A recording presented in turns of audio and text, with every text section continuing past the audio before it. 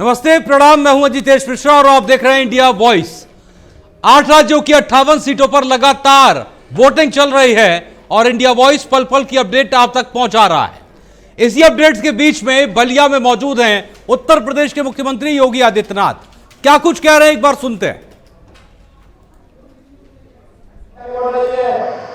और याद करिए, गरीबों के कितनी योजनाएं, 80 करोड़ लोगों को भारत फ्री में राशन दे रहा है।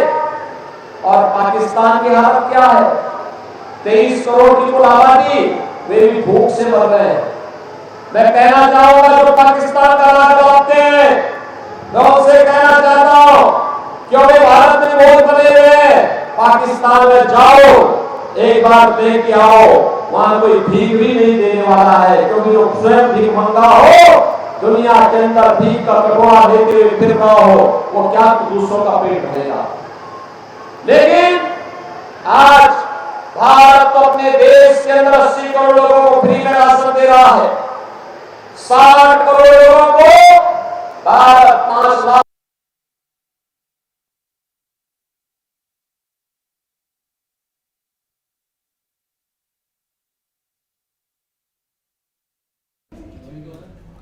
तो आप सुन रहे थे मुख्यमंत्री योगी आदित्यनाथ को बलिया में जनसभा को संबोधित कर रहे थे।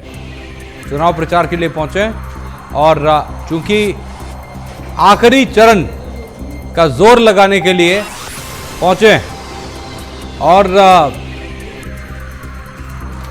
यहां पर तमाम तरह की जो बातें हैं, जो सरकार के अब तक के जो काम है, वीरेंद्र सिंह मस्त के लिए प्रचार करने पहुंचे, क्योंकि वीरेंद्र सिंह मस्त को एक बार फिर से भारतीय जनता पार्टी ने टिकट दिया। बलिया के रिपोर्ट कार्ड में भी हमने आपको दिखाया था किस तरह से वीरेंद्र सिंह मस्त के जो काम हैं उनसे जनता मस्त थी कि उनसे जनता त्रस्त थी, ये आपने देखा था।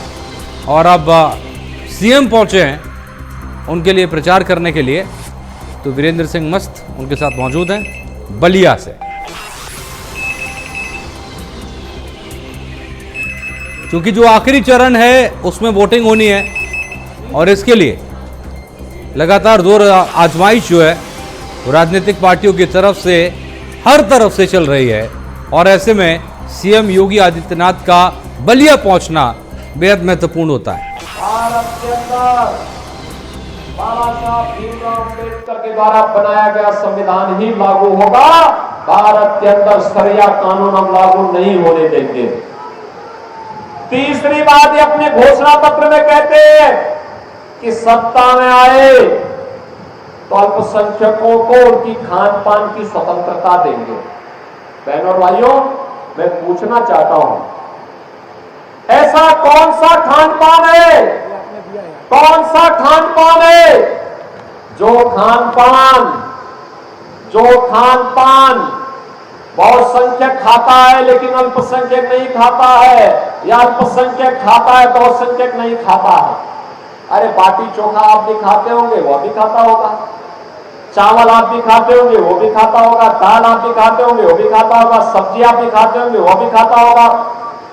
लेकिन एक जगह में आके ठहर जाते हैं, एक जगह में आके ठहर जाते हैं। जब कोई मुसलमान गौकशी करने का दुस्साहस करता है, गौ मांस खाने की बात करता है, हिंदू वहां पे डर जाता है, कहता नहीं, जन्म जन्म का नाता है, गौ हमारी जन्म जन्म का नाता है। बोलते हैं ना, क्या गौकशी करने वालों को स्वतंत्रता देंगे? क्या छूट देंगे? क्या? अरे राम जन्मभूमि को मंदिर निर्माण का जो पुण्य आपके साथ जुड़ा हुआ है, वह पाप में बदल जाएगा। पाप में, ये पाप मत करना। आप मानते हैं ना इस चीज को? आप मानते हैं ना इस बात को? और इसीलिए बहनों और भाइयों में आ रहा हूं, ये बैरिया और बलिया विकास के लिए नहीं तरसता, विकास के लिए नहीं तरसता है। विकास के कार्यों को जितना तेजी के साथ आगे बढ़ाने का काम हो रहा है, मैं उसी के लिए आपके पास आया हूं। हमने तो यहाँ राजकीय पॉलिटेक्निक भी दिया है, एक राजकीय महाविद्यालय भी बलिया में दिया है, इंटर कॉलेज भी बलिया में दिया है, और नौरंगा को प्रत्येक घर में सोलर लाइट देने की कार्रवाई के लिए भी 14 करोड़ रुपए स्वीकृत कराए गए। बहनों और भाइयों, बलिया में बस स्टैंड भी बन रहा है, मेडिकल कॉलेज के निर्माण के कार्य को भी तेजी के साथ आगे बढ़ाया गया है, वाटर वे के निर्माण की भी कार्रवाई तेजी से आगे बढ़ रही है, बाढ़ बचाव के कार्य को तेजी के साथ आगे बढ़ाया गया है। और मैं तो आपको यही कह सकता हूं कि बहनों और भाइयों, आपने बीजेपी को वोट दिया, बीजेपी सुरक्षा भी देगी, सम्मान भी देगी, विकास भी कराएगी और गरीब कल्याणकारी योजनाओं को भी तेजी के साथ आगे बढ़ाने का काम करेगी। और इसीलिए आज मैं आपके पास आया हूं। यहां पर भारतीय जनता पार्टी ने सदैव चंद्रशेखर जी की विरासत को आगे बढ़ाने के लिए श्री नीरज शेखर को अपना प्रत्याशी बना करके आपके बीच उतारा है। बलिया की सीट में जीतने का मतलब 4 जून को 400 पार के लक्ष्य को हम प्राप्त करेंगे। आप सहमत हैं? क्या बलिया सहमत है? बैरिया सहमत है? थोड़ा बलिया की तरह बोलो भाई, क्या मैं कर रहा हूं, थोड़ा तेजी से बोलो, बलिया की आवाज में बोलो। सहमत हो ना? सब सहमत हो? नहीं, आप तो हैं ही, लेकिन ये जो पेड़ के नीचे हैं, सड़क के किनारे खड़े हैं, देखो ये गलती दया शंकर की है। एक कश्मीर चला गया था, आज ही सुबह पहुंचा है, नहीं तो पंडाल बड़ा बनाता तो पूरा प्रांगण भरा होता। लोग पेड़ों के नीचे खड़े हैं, पेड़ों के नीचे लोग खड़े हैं, सड़क के किनारे खड़े हैं, धूप में खड़े हैं। मैं उन सबसे भी कहूंगा, मैं आपका अभिनंदन करता हूं और आपके उत्साह के लिए मैं आपका स्वागत करता हूं।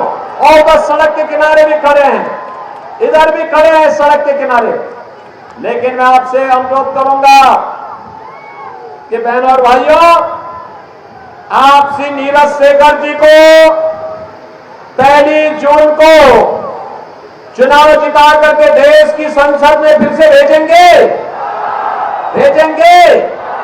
अरे सड़क के उस पार वाले भी बोले, सड़क के किनारे जो पेड़ के नीचे खड़े हैं, आप बना के आप भेजेंगे।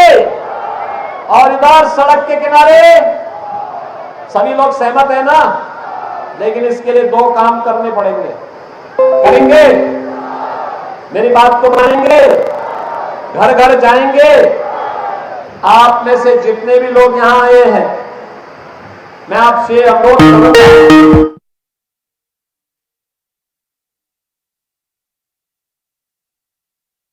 दिनों में हर व्यक्ति जो राम भक्त है, जिसको देश की चिंता है, जिसे आत्मनिर्भर और विकसित भारत के बारे में जिनके मन में एक तड़प है, भारत माता के प्रति जिसके मन में गौरव का भाव है, उस हर व्यक्ति से मैं अनुरोध करूंगा कि वह इन 6 दिनों का उपयोग करे। ये 6 दिन हम देश के लिए देंगे। और देश के लिए किस रूप में देंगे? हर दिन 3 घंटा, 3 घंटे का समय। इन 3 घंटों में आपको प्रतिदिन 10-10 परिवारों के साथ संपर्क करना है। 10 परिवार में, एक परिवार में 4 लोग होंगे, किसी में 5 होंगे, किसी में 6 होंगे, किसी में 3 होंगे। प्रत्येक सदस्य से मिलकर के अनुरोध करना है। अनुरोध यही करना है कि मोदी जी के नेतृत्व में विकसित भारत बनाने के लिए, राम राज्य की परिकल्पना को साकार करने के लिए श्री नीरज शेखर को चुनाव जिताकर भेजना है। कमल चुनाव चिन्ह को, चुनाव चिन्ह कमल के लिए वोट मांगना है। मांगेंगे।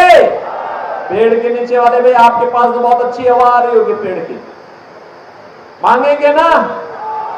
और दूसरा कार्य, 1 जून को 10 बजे के पहले उन सभी मतदाताओं को मतदान केंद्र में ले जाके मतदान कराना है। कराएंगे? करा देंगे। देखो आज भी मतदान हो रहा है, जहां पे कार्यकर्ता जनता जनार्दन सक्रिय है, वहां 30% मतदान 11 बजे तक संपन्न हो चुका था।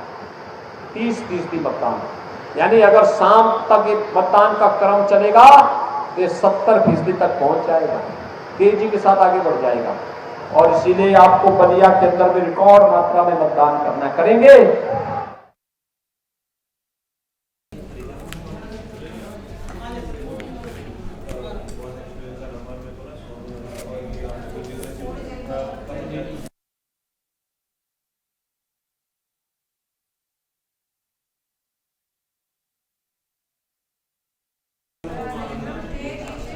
और चलिए आगे बढ़ते हैं और इस वक्त की बड़ी और सबसे जरूरी अपडेट आप तक पहुंचा देते हैं, जहां तक 1 बजे तक का मतदान प्रतिशत सामने आ गया है। देश में 1 बजे तक 39.13% मतदान हुआ है। जी हां, और पश्चिम बंगाल में सबसे ज्यादा 54.80% वोट पड़े हैं और दिल्ली में सबसे कम, जो कि बुद्धिजीवियों की नगरी कही जाती है, 34% के लमसम वोटिंग हुई है। बिहार में अब तक 36.48% वोट पड़े। हरियाणा की बात करें तो हरियाणा में 1 बजे तक 36.48% वोटिंग हुई है। जम्मू कश्मीर में दोपहर 1 बजे तक 35.22% वोट हुई। झारखंड की बात करें तो वहां पर 42.52% वोटिंग हुई है, एक ठीक ठाक आंकड़ा। उड़ीसा की बात करें 35% से ज्यादा वोटिंग हुई। वहीं उत्तर प्रदेश की बात करें तो उत्तर प्रदेश में पिछली बार की तरह 37% से कुछ ज्यादा मतदान यहां पर 1 बजे तक हुआ है। तो पूरे देश की अगर हम बात करें तो अलग अलग जिस तरह से मतदान प्रतिशत और कुल सबसे ज्यादा बात करें तो पश्चिम बंगाल इस बार भी सबसे आगे है 54.80% वोटिंग के साथ। और चूंकि पूरे देश की अगर हम बात करें तमाम राज्यों के आंकड़ों को मिलाकर बात करें तो 39.13% वोटिंग हुई है। जम्मू कश्मीर की बात करें तो 35.22% वोट अब तक पड़े हैं। झारखंड में 42% के ऊपर ये वोटिंग हुई है। तो ऐसे में ये देश भर का आंकड़ा जो है, जो 1 बजे तक के आंकड़े आए, ये आपको हम बता रहे हैं। तो जहां पर उत्तर प्रदेश की बात करें तो 37.27%, माफ कीजिएगा 23% वोटिंग हुई यहां पर हुई है। उत्तर प्रदेश की बात कर रहे हैं हम 1 बजे तक की।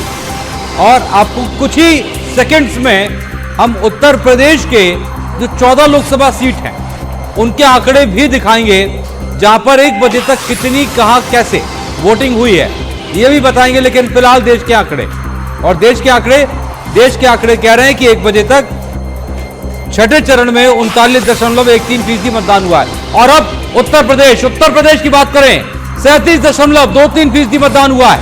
अंबेडकर नगर में सबसे ज्यादा 41.59% वोटिंग हुई। और अंबेडकर नगर के बाद फूलपुर की बात करें तो सबसे कम 33.04% वोटिंग हुई है। आजमगढ़ में 38.37% वोट पड़े। बस्ती की बात करें तो यहां पर 40.07% वोटिंग हुई है। भदोही में यही मतदान 35.82% हुआ है। और डुमरियागंज की बात करें जहां पर 37.64% मतदान हुआ है। जौनपुर में अब तक 37.41% वोटिंग हुई है। लालगंज की बात करें तो लालगंज में 1 बजे तक 38% से कुछ ऊपर वोटिंग हुई है। मछली शहर में 37% से कुछ ऊपर मतदान हुआ है। 1 बजे तक के आंकड़े हैं। संत कबीर नगर की बात करें तो यहां पर भी 36.99% वोट पड़े हैं। श्रावस्ती की बात करें, श्रावस्ती में 1 बजे तक 36.74% वोटिंग हुई है। सुल्तानपुर महत्वपूर्ण सीट, उत्तर प्रदेश की काफी ज्यादा चर्चित सीट, 38% से ज्यादा वोटिंग हुई है। और इलाहाबाद लोकसभा सीट की बात करें तो 34% से ज्यादा वोटिंग हुई है। प्रतापगढ़ में 36.01% वोट डाले गए हैं। तो उत्तर प्रदेश में कुल आंकड़ा 37.23% रहा है। तो अंबेडकर नगर में सबसे ज्यादा, तो फूलपुर में सबसे कम। और ये वो आंकड़े हैं जो आपको प्रेरित करने के लिए भी हैं कि जाइए, घर से निकलिए, वोट करिए और इस वोट प्रतिशत को बढ़ा दीजिए। कोई भी ऐसा व्यक्ति ना रह जाए जिसका वोट हो और वोट उसने ना डाला हो, क्योंकि आपकी जिम्मेदारी है। और अपनी जिम्मेदारी निभाने में कोई भी भारतीय पीछे नहीं रहता। तो जरूर वोट करिए, यह आपका अधिकार है। अधिकार के साथ साथ आपकी जिम्मेदारी, आपका फर्ज है। और ये आंकड़े जो आपको हम दिखा रहे हैं, ये उसी की एक वानगी मात्र है कि 1 बजे तक उत्तर प्रदेश की 14 लोकसभा सीटों के जो आंकड़े आपके सामने हैं वो ये कुछ कह रहे हैं। और देश के आंकड़े हमने आपको बताए, जहां पर पूरे देश की बात करें तो 39% से कुछ ज्यादा 13% वोट यहां पर हुए हैं। तो प्रतापगढ़ में 36.10% वोट डाले गए हैं।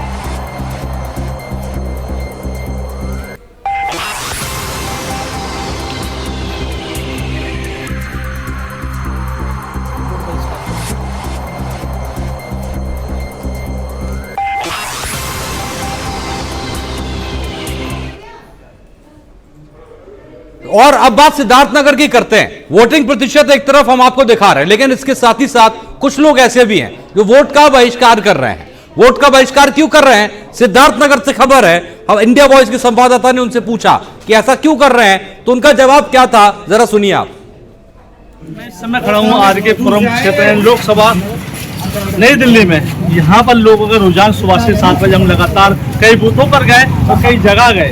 सभी का रुझान लगातार लोग घर से निकल रहे हैं और अपना मतदान का अधिकार लेकर के पहचान पुलिस बूथ भी किया जा रहा है। पुलिस प्रशासन भी लगातार उनकी पहचान कर रही है जिसका वोट है, यानी कि जो अधिकार जो चुनाव आयोग ने पहले ही कहा था कि अपनी पहचान जरूर दिखाएं, क्योंकि पहचान दिखाना उनका अधिकार है। क्योंकि हर जगह पहचान होती है, क्योंकि कुछ फर्जी वोट के माध्यम से भी कई ऐसे सामने आते हैं कि चेहरे नहीं दिखते, लेकिन प्रशासन ने पूरी तरह से व्यवस्था की है। जगह जगह लोगों का हुजूम लगा हुआ सुबह से निकले, क्योंकि इस समय टेम्परेचर की बात करें तो टेम्परेचर 40 से भी ऊपर जा रहा है, लेकिन लोग बात वोटिंग के लिए घर से निकल गए। हमारे साथ कुछ लोग हैं, इनसे बात करेंगे कि आज का जो मुद्दा है।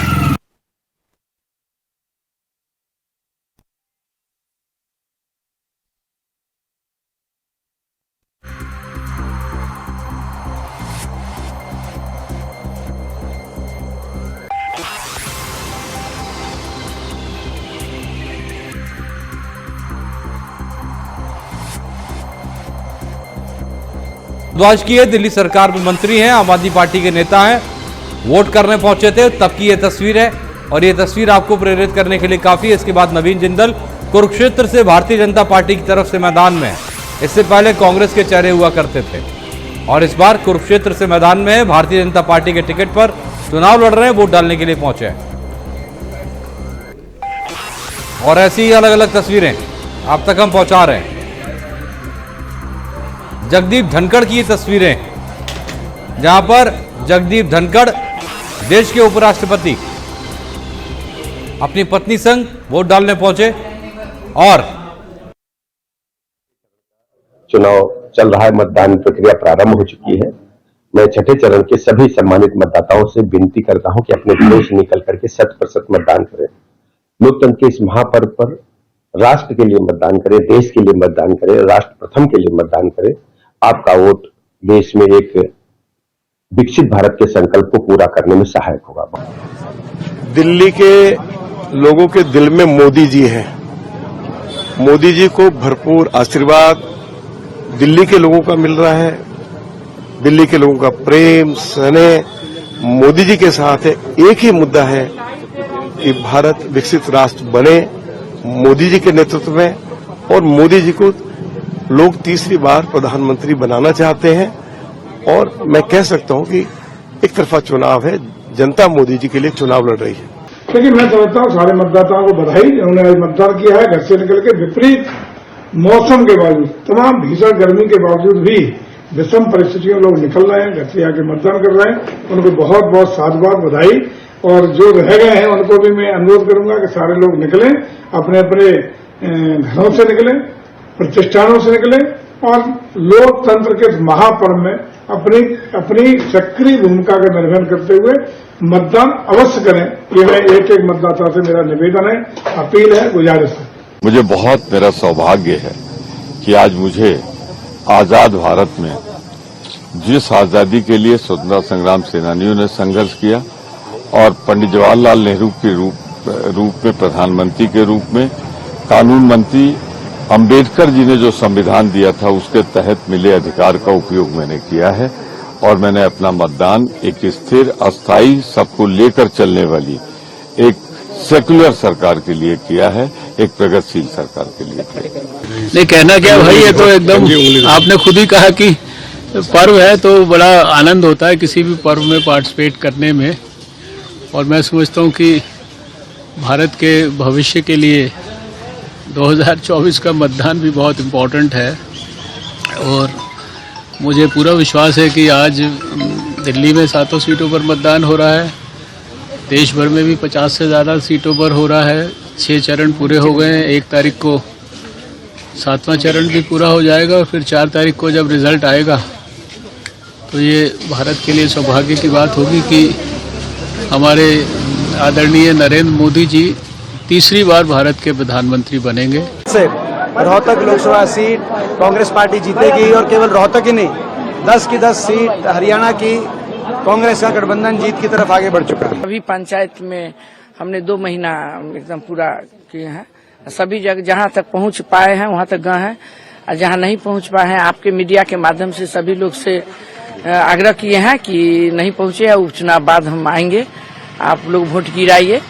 देश के नाम और राष्ट्र के नाम वोट हो रहा है, ये तो पर्व की तरह लोग मना रहे हैं। आप देख रहे हैं कितना हर्ष उल्लास है, कोई असर नहीं पड़ रहा है हमारे वोटर के, धूप हो चाहे कुछ हो, सभी जगह अभी आ रहे हैं मुजफ्फरपुर से तो देखते आ रहे हैं। अभी मैंने अपने मताधिकार का प्रयोग किया है। सभी जनपद वासियों से, जनपद प्रयागराज के वोटर से मेरी अपील है कि हम आइए आज के दिन अपने घरों से बाहर निकलें, अधिक से अधिक संख्या में अपने मताधिकार का प्रयोग करें और लोकतंत्र के इस महापर्व को सफल बनाएं। वोट देना हम सभी लोगों का कर्तव्य है और आइए आज के दिन, आज 25 मई को जिस दिन यहाँ पर वोटिंग हमारे जनपद में की जा रही है, हम सभी लोग मिलजुल कर अधिक से अधिक वोटिंग करें और अपने मताधिकार का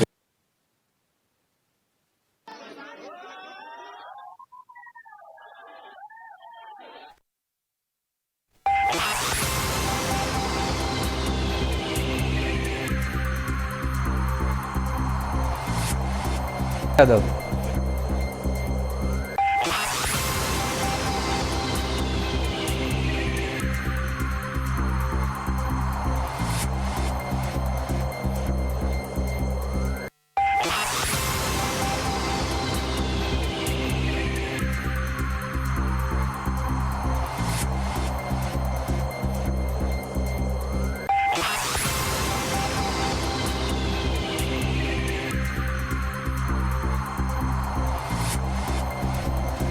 लेना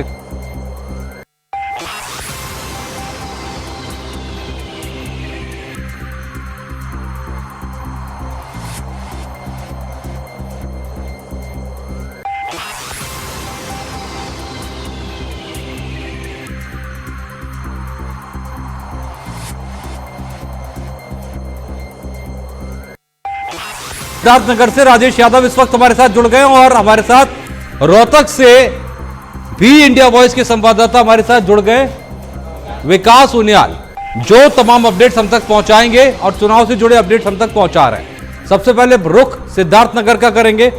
सिद्धार्थनगर में सबसे पहले ये जानना चाहेंगे राजेश आपसे कि सिद्धार्थनगर में अभी तक जो वोटिंग प्रतिशत आया है वो ना तो बहुत ज्यादा अच्छा है और ना ही बहुत ज्यादा बुरा है। दोपहर की स्थिति है, दोपहर का समय है, ये वो समय होता है जब सूरज बिल्कुल सर पर होता है। क्या वोटिंग पर इसका कोई असर पड़ता हुआ नजर आ रहा है? बता दूं कि आपको कि यहाँ सिद्धार्थनगर जिले में इतनी तेज धूप है कि सुबह में मतदाता तो दिखे, लेकिन जितनी बढ़ती गई ये धूप और उससे मतदाता घर से निकलना कम हो गए, तो कहीं ना कहीं लगता है कि इससे वोट परसेंटेज कम ही होगा। जिस तरह से धूप यहाँ इतनी तेजी से गर्मी हो रही है, हाड़ कांपने वाली इतनी तेज गर्मी हो रही है, फिलहाल अगर बताएं तो कहीं ना कहीं ये मतदान प्रतिशत कम ही होगा। बिल्कुल। अभी तक की अगर हम बात करें, अभी तक का अपडेशन क्या है? फिलहाल अभी तक मतदान अब यहाँ सिद्धार्थनगर जिले का 37% कुछ पॉइंट है और इतनी तेजी से धूप है कि मतदाता जो है बूथ पे दिख ही नहीं रहे हैं, घरों में अभी ही हैं। अभी जैसे जैसे मौसम ठंडा होगा मतदाता भी घरों से निकल तो बिल्कुल ये तो फिर वो तस्वीर हो गई जो लोगों को देखनी भी चाहिए। जरा दिखाइए, कोशिश करिए वो तस्वीर दिखाने के लिए कि धूप का असर इतना है कि मतदान केंद्र खाली पड़ा है। इक्का दुक्का कोई नजर आ जाए तो किस्मत, नहीं तो फिर इंतजार है मौसम का। जी बिल्कुल, यहाँ इतनी तेजी से धूप है कि आप देख सकते हैं खाली पड़ा हुआ, लेकिन अभी तक मतदाता घरों में ही है। बूथ पे देखा जाए तो कोई भी यहाँ मतदाता दिख नहीं रहा है। चलिए ठीक है, अब हमारे साथ बने रहिए और आपसे हम अपडेट्स लगातार लेते रहेंगे। हमारे साथ रोहतक से भी इस वक्त इंडिया वॉइस संवाददाता बने हुए हैं।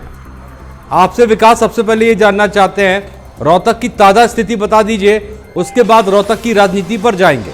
सबसे पहले वोटर्स का क्या रुझान, वोटर्स को घर से निकलने में क्या परेशानी आ रही है? सर मैं जी, मैं आपको बताना चाहूंगा कि जो गर्मी है वो प्रचंड रूप से चली हुई है। सुबह लोगों के जो मतदान करने वाले हैं तो लोगों की भीड़ लगी हुई थी, लेकिन दोपहर को है जो थोड़ी सी कम होने लग गए हैं लोग। लेकिन जिस तरह से मतदान किया जा रहा है तो मतदान में काफी रुझान है लोगों का और काफी संख्या में लोग मतदान कर रहे हैं। और अभी जहाँ पर आप चूंकि मौजूद है विकास, वहां पर किस तरह की स्थिति है? अगर तस्वीरों के जरिए दर्शकों को कुछ दिखा सकते हैं और अगर ये संभव है, कोई टेक्निकल प्रॉब्लम नहीं है, तो एक बार कोशिश करिएगा दिखाने की। हेलो,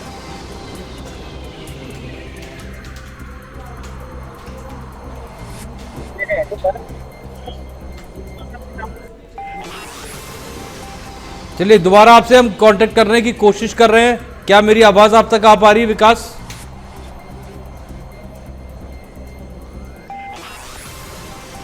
चलिए विकास तक जो है वो आवाज नहीं पहुंच पा रही। सिद्धार्थनगर से हमारे साथ जो संवाददाता लगातार मौजूद है राजेश, उनसे जरा एक बार अपडेशन लेते हैं।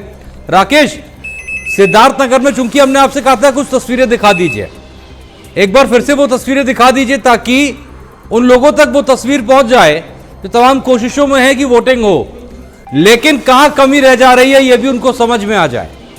और अगर इक्का दुक्का जो लोग नजर आ रहे हैं उनसे एक बार बात भी कर लीजिए कि मुद्दे क्या हैं। हम दिखाना चाहूंगा, आप देख सकते हैं किस तरह से जहां मैं खड़ा हूं वहां मतदाता अभी नहीं दिख रहे हैं, फिलहाल इक्का दुक्का दिख रहे हैं। उनके मतदान कम परसेंट हो जाए, क्या कारण है कि जो है इतनी धूप है और मतदाता नहीं निकल रहे हैं? तो वोटिंग परसेंटेज क्या होगा? अभी तो देखिए बहुत ज्यादा धूप है, लोग निकल नहीं पा रहे हैं। हम ही लोग 1-2 लोग आ रहे हैं और परसेंटेज कुछ बढ़ने का चांस शाम को हो सकता है। इसी तेज धूप में कोई निकलना नहीं चाह रहा है, बीमार ना हो जाए, इसलिए वोट परसेंटेज शाम को ही बढ़ेगा, अभी तो कुछ कहा नहीं था। ये थे मतदाता जो बता रहे हैं कि तेज धूप है इसलिए मतदाता घरों से नहीं निकल रहे हैं। जिस तरह मौसम ठंडा होगा उस तरह भी घर से लोग निकलेंगे। बिल्कुल राकेश, सिद्धार्थनगर की राजनीतिक लड़ाई की अगर हम बात करें तो यहां पर भी चूंकि अलग ही समीकरण इस बार बनते हुए नजर आ रहे हैं। क्या कह रहे हैं लोग और क्या कह रहे हैं यहां के मुद्दे और क्या कह रहे हैं यहां की सियासी हवा, ये लोगों से समझने की कोशिश करिए और अपना आकलन भी बताइए। बिल्कुल, यहाँ कुछ जो मुद्दे हैं बेरोजगारी, शिक्षा और स्वास्थ्य, उसको लेके लोग मतदान करेंगे। जिन मतदाताओं से जब बात किया तो उनका कहना है कि शिक्षा और बेरोजगारी जो यहाँ पे जिस तरह से है उस तरह से हम लोग वोटिंग उसे करेंगे जो विकास पे काम करेगा। बिल्कुल, लड़ाई किसके बीच है? बता दूं कि यहाँ भाजपा और सपा की कांटे की लड़ाई बताई जा रही है। जिस तरह से अगर बात करें भाजपा की तो भाजपा के सांसद यहाँ जगदम्बिका पाल जो कि 3 बार से लगातार सांसद यहाँ बिल्कुल इसी सवाल पर चूंकि मैं आना चाह रहा था। 2014, 2019 और हालांकि उसके पहले कांग्रेस से 3 बार मौके मिले जनता की तरफ से और चौथी बार मैदान में है। अब सवाल ये उठता है, आप ही ने खबर पहुंचाई थी राकेश कि डुमरियागंज में ही सुबह कुछ लोग सड़क की मांग को लेकर सड़कों पर उतरे हुए थे और कह रही थी कि हम वोट नहीं करेंगे, हम बहिष्कार करेंगे। तो बिल्कुल इतने लंबे मौके मिलने के बावजूद भी अगर ये स्थिति वहां पर होती है, हम तो तब भी ये कहेंगे कि वोटर साहब निकलिए, आप वोट करिए, आपको जिसको करना है उसको करिए, आप नोटा का इस्तेमाल करिए। आप अगर किसी से नाराज हैं और किसी दूसरे से उम्मीद है तो उससे करिए, लेकिन वोट जरूर करिए। लेकिन ये स्थिति वाकई में धरातल पर है राकेश, नाराजगी लंबे स्तर पर अगर हम देखें, क्योंकि एक लंबा टेन्योर जो है उनको मिला है यहां पर एज ए एमपी। बिल्कुल, यहाँ 3 बार से जो सांसद जगदम्बिका पाल रहे, 1 बार कांग्रेस से, 2 बार भाजपा से। लेकिन विकास का अगर देखा जाए तो जिस तरह से ये वोट का बहिष्कार कर रहे हैं, उनका कहना है कि ना ही रोड यहाँ है और ना ही ये बाढ़ क्षेत्र में कभी दिखे, जबकि ये बाढ़ क्षेत्र है, बाढ़ से तबाही मच जाती है। और यहाँ अभी हाल ही में आग लगा था जिससे कई बीघे फसल जल के राख हो गए थे। ना कोई प्रशासन ना ही कोई जनप्रतिनिधि आया यहाँ देखने तक, इसलिए वोट का बहिष्कार किए। बिल्कुल, हमारे साथ आप बने रहिए, रोहतक का रुख करेंगे। विकास हमारे साथ बने हुए। विकास, अगर संभव हो तो हम चाहेंगे कि दरअसल एक बार तस्वीर दिखा दें जो वहाँ पर है पोलिंग स्टेशन की।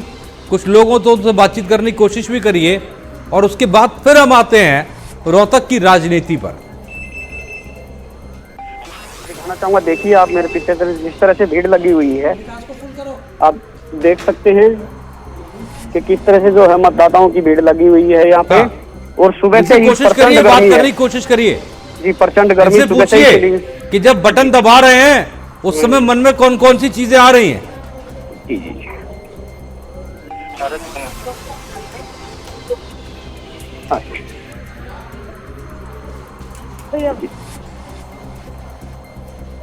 सर, पहले भी वोट कर चुके हो? पहले भी वोट? कितनी बार वोट कर चुके हो? 2018 की करीब 2018 से कर रहे हो। तो कैसा महसूस कर, कैसी सरकार होनी चाहिए, क्या तो क्या उम्मीदें मानते हैं?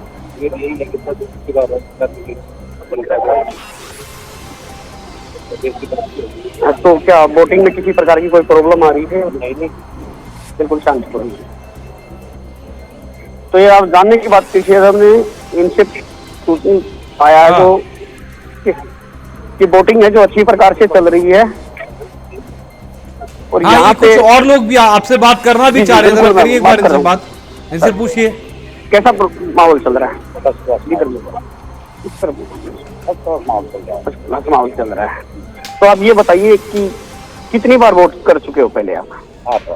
तो किसका रुझान लग रहा है आप लोगों को अब की बार? हाँ जी, ये रुझान है सर। विकास, इनसे पूछिए इनके मुद्दे क्या हैं, कि क्या सोचकर जा रहे हैं वोट डालने के लिए, और जब ईवीएम की तरफ इनकी उंगली बढ़ रही है उस समय वो कौन कौन सी चीजें हैं जो उनको याद आ रही हैं कि मैं वोट इसलिए कर रहा हूँ। मुद्दों पे वोट कर रहे हो आप? मुद्दा यही है, बेरोजगारी है, भ्रष्टाचारी है और महंगाई है, तरफ है जो उसके ऊपर हर आदमी परेशान है। लोगों को इन्होंने जुमला पहना दिया 5 किलो अनाज। ये 5 किलो अनाज का क्या जुमला था मैं बताऊंगा। इन्होंने क्या किया कि 5 किलो अनाज कम हो गया, ये था कि लोग रोजगार ना मांगे, बस रोटी खाएं और अपने घर में पड़ जाएं।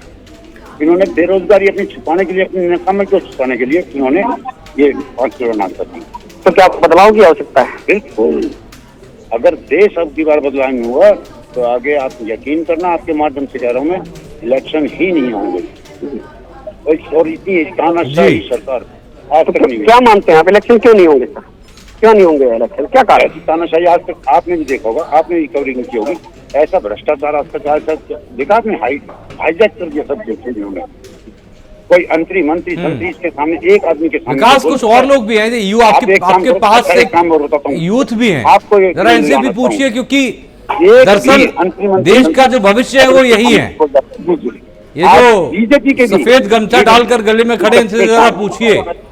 हमारे साथ युवा भी मौजूद है, युवा नजर आ रहे हैं, सरकार बदलने का काम करते, युवाओं से ही बात करेंगे। जी भाई, क्या मानना आपका, क्या मुद्दे होंगे, क्या साथ? चलिए, कोई नहीं विकास, आप कोशिश करते रहिए और लगातार अपडेट्स हम तक पहुंचाते रहिए और समझने की ये भी कोशिश करते रहिए कि आखिरकार क्या रुझान है जनता का और वोटर्स के अंदर कितना उत्साह, और उत्साह अगर कम है तो क्यों है, और उत्साह बहुत ज्यादा है वो भी क्यों है, क्योंकि जानना दोनों ही चीजें बेहद जरूरी है। अब यहां पर अगर राजनीति की बात कर रहे हैं, दो पार्टियों के बीच एक बड़ी जंग, हालांकि तीसरी की एंट्री भी है, लेकिन यहां पर सबसे ज्यादा चुनाव प्रचार की बात करें, हरियाणा में हॉट सीट की बात करें तो रोहतक का नाम सबसे पहले आता है। भूपेंद्र सिंह हुड्डा से रोहतक का नाम जुड़ा हुआ है। दीपेंद्र हुड्डा विरासत को संभाले हुए हैं और भारतीय जनता पार्टी भी उतना ही फोकस करती है रोहतक की सीट पर। विकास, मैं आपको बताना चाहूंगा कि रोहतक की सीट हरियाणा से सबसे फोकस वाली सीट है। हरियाणा के जो ये कांग्रेस के प्रत्याशी दीपेंद्र हुड्डा हैं, ये पूर्व मुख्यमंत्री भूपेंद्र सिंह हुड्डा के बेटे हैं। हाँ। और यहाँ से जो बीजेपी के पिछले सांसद थे वो डॉक्टर अरविंद शर्मा थे। लेकिन कहीं ना कहीं देखा गया तो अब लोगों का रुझान यही कहने की बात है कि अब बदलाव की आवश्यकता है, और इसी प्रकार से वोटिंग है जो जबरदस्त चली हुई है और रुझान की तरफ जा रही है। लोग सरकार बदलने के मूड में हैं। चलिए, बिल्कुल आप हमारे साथ बने रहिए और अपडेट्स लगातार हम तक पहुंचाते रहिए। और राकेश आप भी हमारे साथ बने रहिए, अपडेट्स लगातार हम तक पहुंचाते रहिए। तो लगातार तमाम जो संवाददाता हैं वो हम तक अपडेट्स पहुंचा रहे हैं और बड़ी खबरें लगातार हम आपको बता भी रहे हैं। और वोटिंग परसेंटेज भी चूंकि लगातार हम आपको दिखा रहे हैं, आपको बताते हुए जा रहे हैं कि कहाँ किस तरह की स्थिति है। वो पहले हमने देश का आंकड़ा आपको दिखाया, तो उसके बाद उत्तर प्रदेश का भी आंकड़ा जो है वो 1 बजे तक का आंकड़ा है। और इसके साथ ही साथ फिलहाल की स्थिति भी अगर हम बात करें तो ये तस्वीर देखिए, ये तस्वीर और ये 8 तस्वीरें करनाल, सोनीपत, रोहतक, सिरसा, कुरुक्षेत्र, अंबाला, हिसार, भिवानी यानी कि महेंद्रगढ़ और गुड़गांव और फरीदाबाद, ये लोकसभा सीटें जहां पर आज वोटिंग चल रही है। और हरियाणा के लिए बेहद महत्वपूर्ण दिन आज का है, क्योंकि हरियाणा को भी अगले 5 साल जो केंद्र से उसको सुविधाएं मिलती हैं, केंद्र से जो सहायताएं मिलती हैं, उनकी उम्मीदों को लेकर वोट करना है और वोट वो कर रहे हैं। तो ये 10 तस्वीरें हरियाणा की और इन्हीं 10 सीटों पर आज वोटिंग चल रही है। तो महासंग्राम 2024 में लगातार पल पल की अपडेट्स जब हम आप तक पहुंचा रहे हैं। तो ये 8 तस्वीरें, 10 तस्वीरें माफ कीजिएगा, करनाल, सोनीपत, रोहतक, सिरसा, कुरुक्षेत्र, अंबाला, हिसार, भिवानी, गुरुग्राम और फरीदाबाद, ये लोकसभा सीटें जहां पर वोटिंग चल रही है और तमाम वोटर्स बढ़ चढ़कर हिस्सा ले रहे हैं।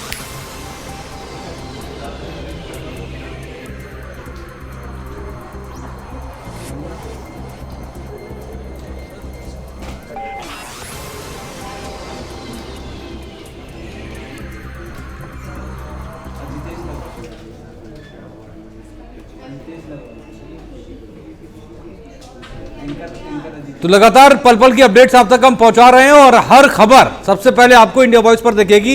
इसी वादे के साथ एक वक्त छोटे से ब्रेक का है, फौरन लौटते हैं।